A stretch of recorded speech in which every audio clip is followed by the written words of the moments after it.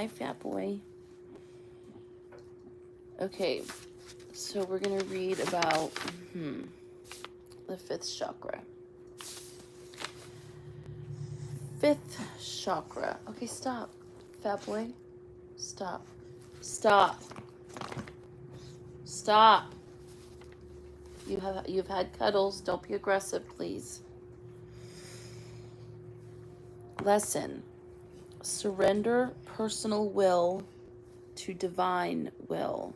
Boy, that one's hard to do. I struggle with that one. Fifth chakra. What is the fifth chakra? It's the throat. Throat chakra. Surrender personal will to divine will. Power, choice, strength, faith, self-knowledge. That's important. Self-knowledge is so important. That's why I think it's important to meditate and block the world out sometimes, because everybody's got an opinion about what you should be doing with your life, not paying attention to their own life, but really up in your life. Everybody's got an idea, right, of what other people should be doing. And for me personally, I've, listened to other people while ignoring what I knew it was right for me, letting myself be persuaded by other people. And it gets you every time. Please stop. Stop. So I find a lot of value in spending time alone. I have very few friends. And even my friends, I have a hard time trusting. Stop! That's enough. I've learned to rely on my own inner guidance. And it has served me well. Strengths: faith, self-knowledge, personal authority, ability to keep your word. That's a hard one. I mean, I do my best to keep my word. I know a lot of people out there say things. I think oftentimes I wonder if we say things with the best of intentions, but not realizing that we really have no ability to follow through with what we say we're going to do. So just don't say you're going to do something if you can't do it. Shadow, an obsessive need to control relationships and events, corresponding to the throat and the thyroid gland.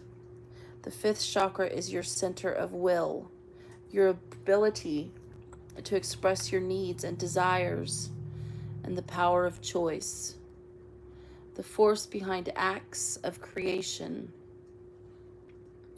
Choice creates consequence. The fifth chakra is also the center of the energy of honor. It resonates when you give your word to someone. I give you my word. When you make a commitment, you agree to use the power of your will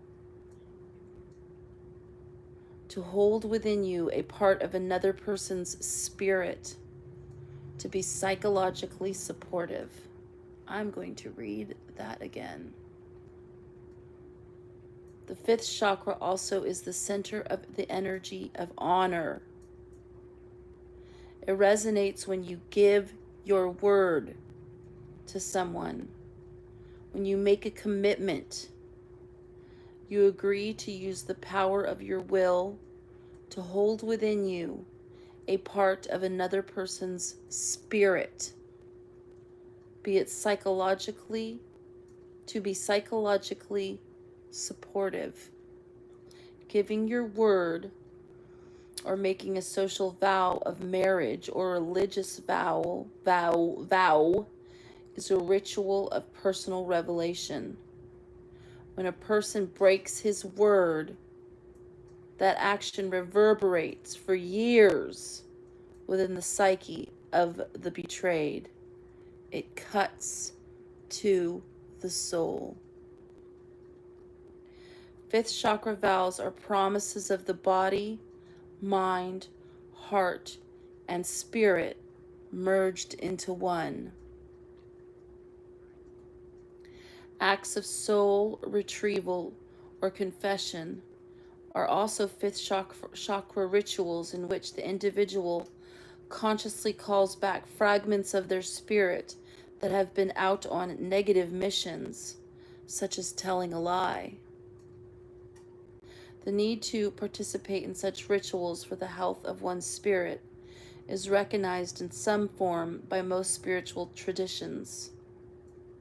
The ritual of last rites, as performed in the Roman Catholic Church, acknowledges that the whole of one's spirit must be called back into the self prior to death, so that the whole of one's being can move on to the afterlife. The inherent soul knowledge of the fifth chakra communicates to us that we must develop the strength to make choices that reflect who we are. That's why it's important to know who we are, so you can make choices that reflect who you know you are.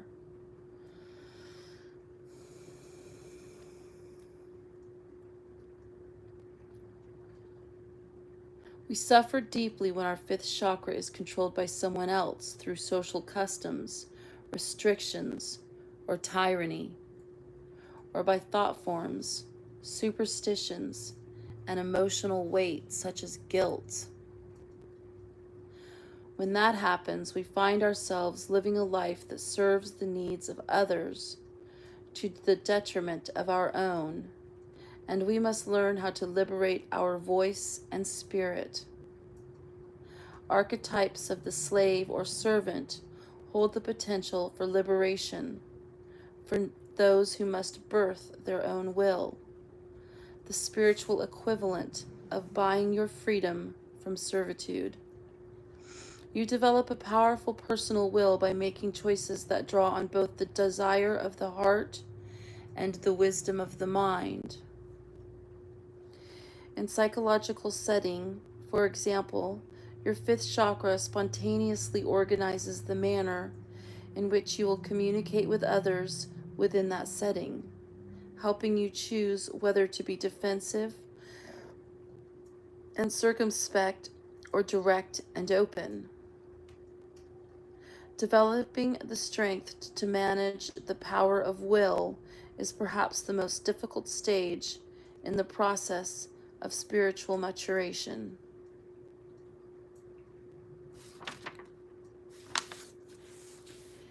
In all of life's interactions, we must make choices, and choices direct our spirit into action.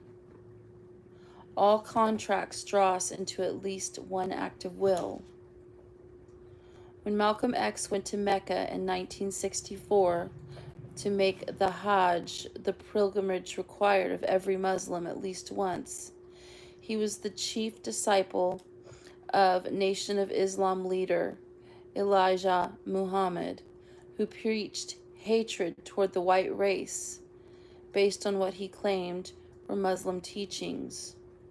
During the Hajj, Malcolm met and mingled with Muslims from India, China, Indonesia, and North Africa, including many whites. His heart was deeply moved by the love and unified spiritual purpose he experienced from his fellow Muslims. I could see from this, he wrote home, that perhaps if white Americans could accept the oneness of God, then perhaps too they could accept in reality the oneness of man, and cease to measure and hinder and harm others in terms of their differences in color. Filled with this insight that had both moved his heart and stirred his mind, Malcolm returned to America and broke with Elijah Muhammad, bringing many other African Americans with him into an orthodox Islam that preaches tolerance to people for all races and religions. Malcolm X could only have made this powerful choice, which had enormous consequences for the future of race relations in this country, by joining together the desires of his heart with the wisdom of his mind. The power of choice and self-expression can be viewed from another perspective in the life of a woman named Lee, who believed she had a powerful crone or wise woman archetype. An enthusiastic feminist, she joined goddess circles and wrote about social justice issues. Even though she saw the cultural improvements had been made in women's status, Lee was admittedly angry at men and could not establish a satisfying relationship. A longtime member of the feminist community of Friends of Activists, Lee really got into the role of being the wise crone. She said, "I wanted to be seen as someone who could dole out soul advice for the women in my group. In the process, I gradually started to give orders instead of insights. I didn't realize it at first, but I was trying to exact my influence over the choices the women were making about what to do with their lives. I felt that my experiences should be honored by everyone in the group." Conflicts eventually rose within Lee's community of women as some began to challenge her counsel, with which she had great difficulty coping. What began as a loving and supportive group of women ended up being a source of great trauma for all involved. Eventually, the group disbanded, and I was left feeling completely rejected and misunderstood. A year went by before I was able to discuss this situation with a friend, who pointed out that in my enthusiasm to be the central voice of this group, I had negated the values of everyone else's contribution. In the language of power, I eclipsed their will because I wanted their admiration. Lee was misusing the energy of her fifth chakra in the way she related to her crone archetype. Once she recognized that her energy power plays within the group, she knew she had some serious work to do on herself. I thought that I'd grown beyond the need to control others, that the crone in me was wiser than that. Obviously, as soon as you think you've mastered yourself, you meet the people who are meant to show you how far you have yet to go. Oh wait, left off at gossip, I believe. Yeah, so guide is the following archetype: guru, sage, crone, wise woman, spiritual master, evangelist, preacher. The guide takes the role of teacher to a spiritual level, teaching not only the beliefs and practices that make up established religions, but also the overarching principle of seeing the divine in every aspect of life. Clearly, you do not have to be a professional preacher or guru to have this archetype, as we can all learn to lead others spiritually by developing our own intuitive spiritual awareness and passing on whatever we have learned with genuine humility.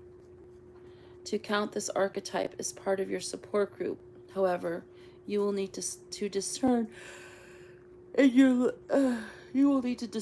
your life a continuing pattern of devoting yourself to teaching others from your own spiritual experiences. This presupposes that you have gained wisdom through some combination of self-disciplined practice and study, and perhaps spontaneous spiritual experiences. Wisdom also comes with age, and so the crone or wise woman represents the ripening of natural insights and the acceptance of what is, allowing one to pass the wisdom on to others. The shadow aspect of the guide is visible in many modern televangelists and gurus of various traditions who are more interested in financial gain and controlling their followers than imparting genuine spiritual insight. Films, Meeting with the Remarkable Men. Robert Duvall, the Apostle. Religion and Myth, Marpa, Buddhist master and guru Milarepa, who guided him through arduous tasks to become the greatest yogi of Tibet.